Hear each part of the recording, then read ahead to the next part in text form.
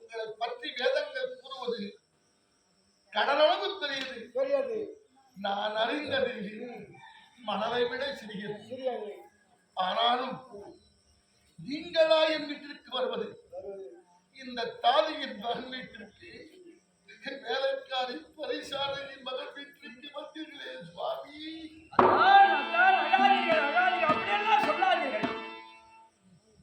சுவாமியாக சொல்வதும் நீங்கள் இளங்கோப்பில் வந்து பயிர்ந்து உங்களை அழைப்பதற்கு உறுப்பினர் எல்லாம் அனுப்புகின்ற நேரத்திலே என்னை அழைப்பார் அனுப்புவார் என்று காத்திருக்கிறேன் சுவாமி. யாருகளுக்கு சென்றாலும் அந்த தாதியின் மகனை வேலை காலியின் மகனை அழைக்காது என்று குறிவிட்டார். உங்கள் திருவடியை பார்க்க வேண்டும் என்று பணிந்து கிடந்த நேரத்திலே நீங்களே வந்திருக்கிறீர்களே சுவாமி. சுவாமி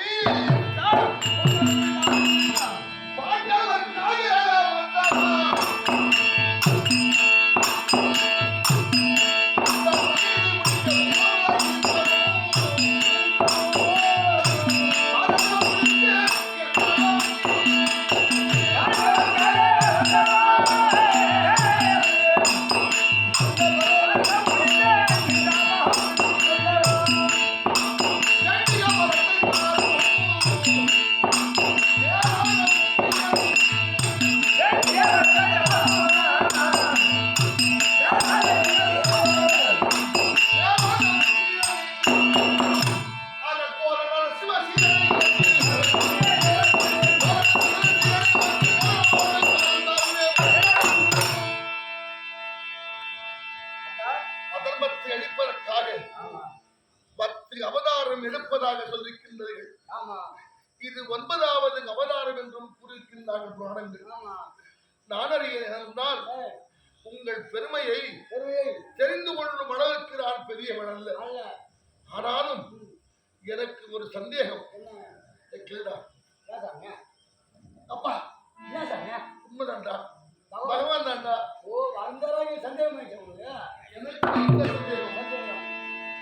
பகவா ஒரு சமயம் இடம் தெரியாம வந்துட்டாரோ? இல்லடா, பகவான் நம்ம வீட்டுக்கு வர்ற ஆள் இல்லடா. இடம் தெரியாம வந்துட்டார் போல்றது. முன்னமே துயில்ந்த ஒளியே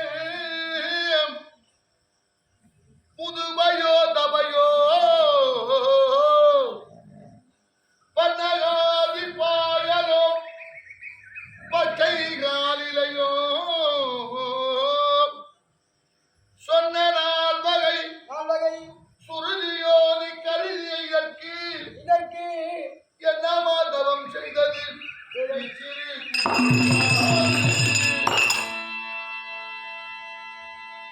நாராயணா, இது விதன் வீடு தானே வந்திருக்கிறேன் என்றால் நீங்கள் முன்னவே துயின்ற படுத்து உறங்கிய திருப்பார் கடலிலே ஆதிசேடன் இங்கு வருக்காண்டு வந்திருக்கிறீர்களோ தெரியவில்லை.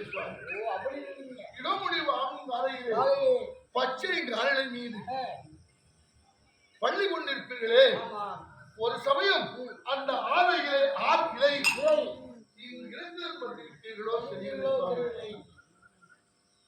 தாங்கள் கொடுத்த ருக்கு யசூர் சாம அணுகக்கூடிய 4 வேதங்களும் சோமுகாசுரம் படித்துக் கொண்டு சென்று விட்டாரே, அதை போலவே அந்த வேதம் பறிபோயில் வந்துவிட்டதோ என்று வந்துவிட்டீர்களோ தெரியவில்லை. சுவாமி, நீங்கள் உங்கள் திருப்பாதம் இங்கு வந்திருக்கிறது என்றால் என்ன மாதவம் செய்தது? என்ன தவம் என்றால் சாதாரணம். என்ன மாதவம் செய்தது என்றால் பெரிய பெரிய இந்த குடிசை உங்கள் பாதம் படுவதற்கு இத்திரு குடில் என்றால்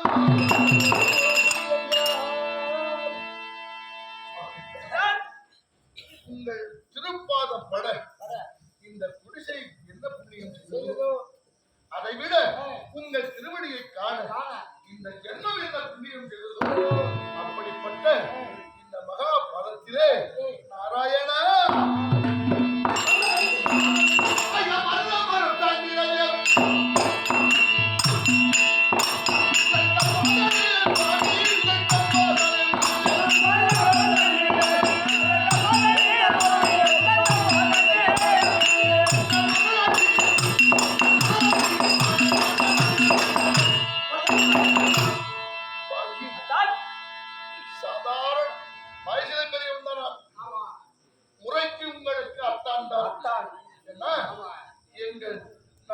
தமையனாகிய சின்னனாகிய பாண்டு மன்னன் உங்கள் அத்தையான குந்தமா தேவியை மறந்திருப்பதாலே நான் உங்கள் அத்தான் வயல கிளம்புகின்றான். ஆனால் இந்த உருவம் நாராயண அம்சம் அந்த நலக்கோபல் மணிக்கு வந்து கண்டவர்கள் ஆடை இல்லாமல் நீராட அறுமுறை நாராயணம் எழுந்து நீங்கள் மருத மரமாக போகும் அவர்கள் பணிந்து சாப விரோதம் எப்போது கேட்க பகவான் பாபரேவத்திலே கண்ணாய் பிறக்க போகிறார். அவரால் உமக்கு சாப விமோசனம் என்றார். அப்படிப்பட்ட குரலை எப்போது தட்டி போட இழுத்து வந்து மருத மரத்தில் மோத அந்த மருத மரம் கீழே விழுந்து அவர்கள் உருப்பெற்றார்கள். அந்த மருத மரம்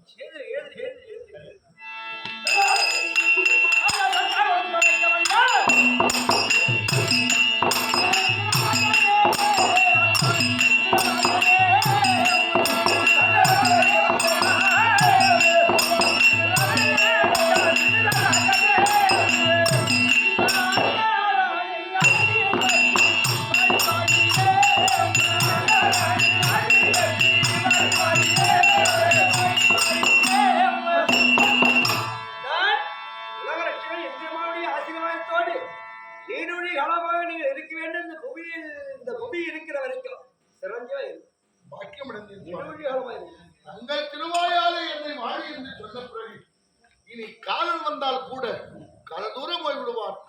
ஆனால் வீட்டிற்கு வந்தவரை கேட்க கூடாதது ஒன்று.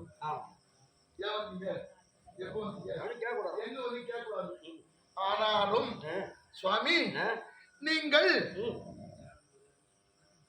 கோபால மாதர்களை விடுத்து உங்கள் சொந்த நாடான கோவலத்தை விடுத்து பாவனை விடுத்து நீங்கள் என்னை தேடி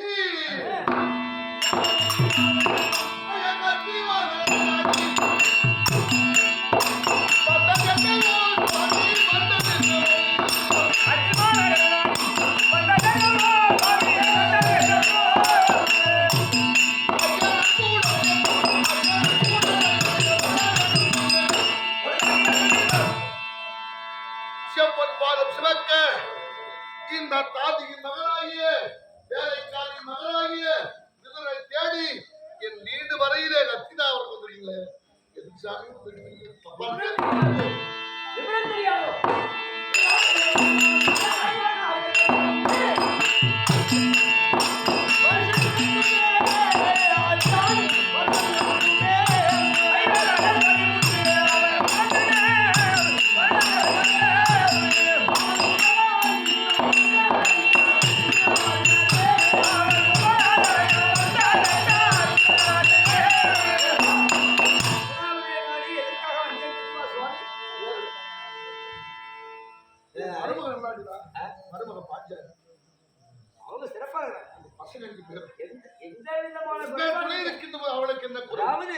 ராஜார்களும் பட்டாபிஷேகத்தில் ஏழைகளையும் ஆறுதலத்தாரும் தற்சமயம் உபலாயம் சொல்லக்கூடிய நாட்டிலே சிரஞ்சீவியா இருக்கின்றார்கள். அதனால எதற்காக வந்து தெரியுமா, இந்த தினத்தில் தர்மனை அழைத்து எங்களுக்கு உரிய நாட்டை நீங்கள் வாங்கி வர வேண்டும் அப்படின்னு மாமா துரியோதனை தூதுக்கு செல்ல வேண்டும் அப்படின்னு தர்மன் சொல்ல தர்மனுடைய வார்த்தை கேட்டு துரியோதனிடம் அதாவது நாடு கேட்பதற்காக தூதா வந்திருக்கிறீர்கள். பாண்டவருக்குரிய பாதி நாட்டை கேட்க வேண்டும் என்று என் பிள்ளை தர்மன் சொன்னாலும் உங்களுக்கு என்ன பத்தி தெரியுது சுவாமி, நீங்கள் பாலம் கேட்டால் வந்து கேட்பது பகவான் அப்படி என்று கொடுத்துடவா போகிறார். தூதா வந்திருக்கிறேன்.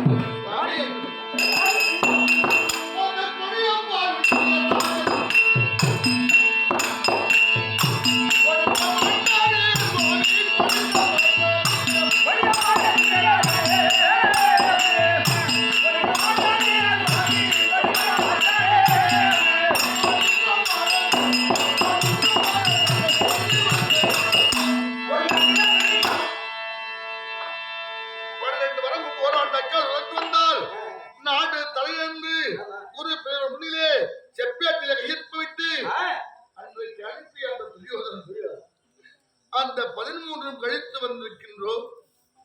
பாண்டவருக்குரிய நாட்டை தாரும் என்று தாங்கள் கேட்டால் கூட அவன் கொடுக்க மாட்டான் சாமி. அதை பெற வேண்டும். சண்டை முகத்திலே அவனை கொண்டுதான் சாமி வாங்க வேண்டும்.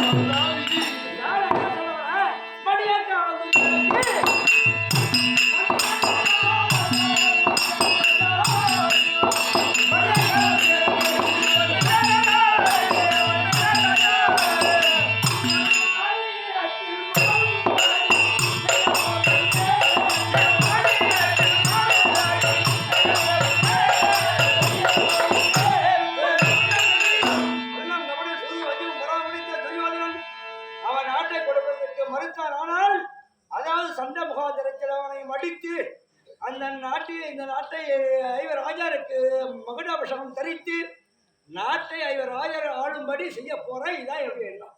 கண்ணா கோவிந்தா, இது எல்லாம் அனுபவம் செய்யாது.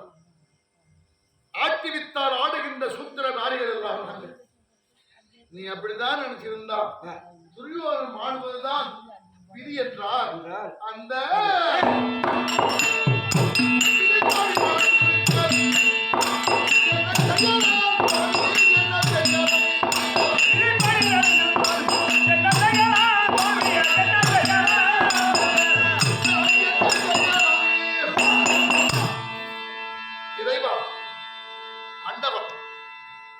விதி குருகுல கூட்டம் அடிய வேண்டும்.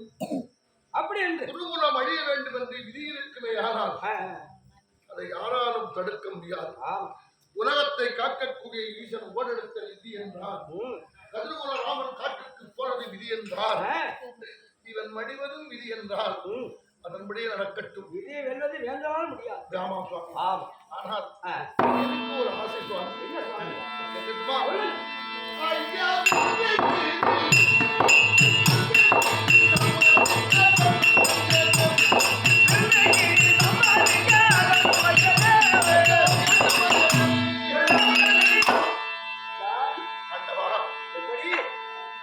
இதுவரையிலே தனி மாளிகை கட்டி ஒரு நாளைக்கு 1000 பேருக்காவது உங்கள் பெயராலே அன்னதானம் விட்டு வருகிறேன். என்ன என் வீட்டுல போட்ட எவனும் சாப்பிட மாட்டான். அதனால நாராயணன் அன்னதானம் என்று உங்கள் பெயராலே அன்னதானம் விட்டிருக்கின்றோம். இந்த இழிவுலத்தானே ஆகிய என் வீட்டில் தாதிக்கு பிறந்தவராகிய என் வீட்டில் வேலைக்காரிக்கு பிறந்தவராகிய என் வீட்டில் தாங்கள் ஒருவேளை உணவு உண்ண வேண்டும் சுவாமி. வேண்டி விருப்பத்தோடு என்னை இன்று தினத்தை செய்கிறேன். இதை நான் மறுத்தேன். ஆனால் உங்கள் மனம் சஞ்சலமாகும். தற்சமயம் உலக ரட்சகன் அதாவது உங்கள் வீட்டிற்கு விருந்துக்கு வருகிறேன். இது தடையுடைய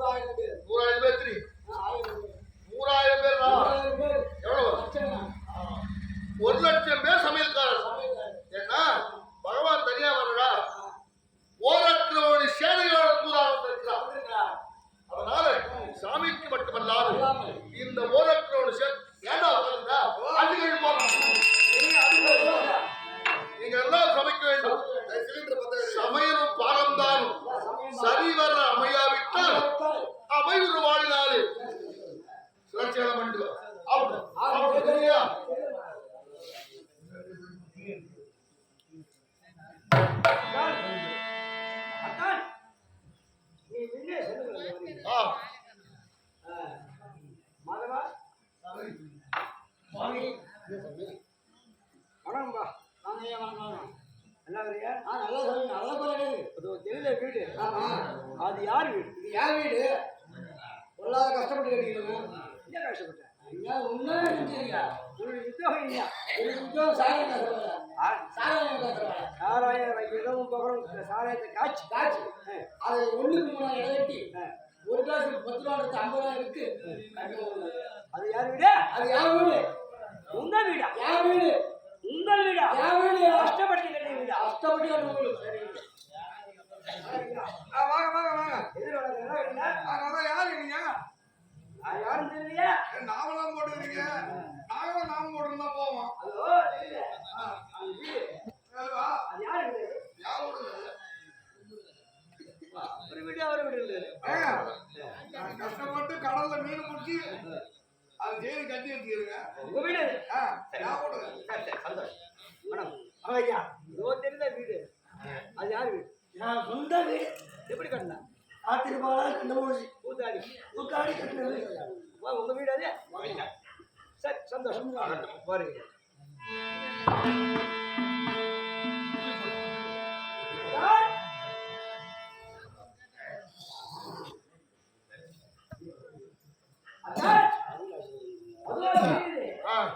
அந்த வீடு யாரு? எங்கள் குடிசை சுவாமி. மாதவா அவரவரையும் கேட்டதற்கு என் வீடு யார் வீடு யார் வீடு சொந்த வீடு யார் வீடுன்னு சொன்னாங்க. எங்க அத்தாரை கேட்கும் தருவாயில் என்ன சொல்றாங்க? தங்கள் குடிசை சுவாமி அப்படின்ட்டு உள்ள அன்போடு பேசுகிறாரு. தங்கள் குடிசை. தங்கள் குடிசை என்ன சார் சொல்றீங்க? அப்படின்ட்டு உள்ள அன்போடு பேசுகிறாரு. ஆமா. அவர் அல்லவா என்னுடைய அத்தா. அத்தா. இந்த வீட்டுக்கு நான் வருவதா இருந்தா எங்கள் குடிசைக்குள் வருவதற்கு என்ன தலை சுவாமி? தாழ்ந்து மாயற்படி தாழ்ந்து இருக்கு. ஆமா உண்மைதான் சொல்றேன். குடிந்தபடியே வருகிறேன். வாங்க சுவாமி.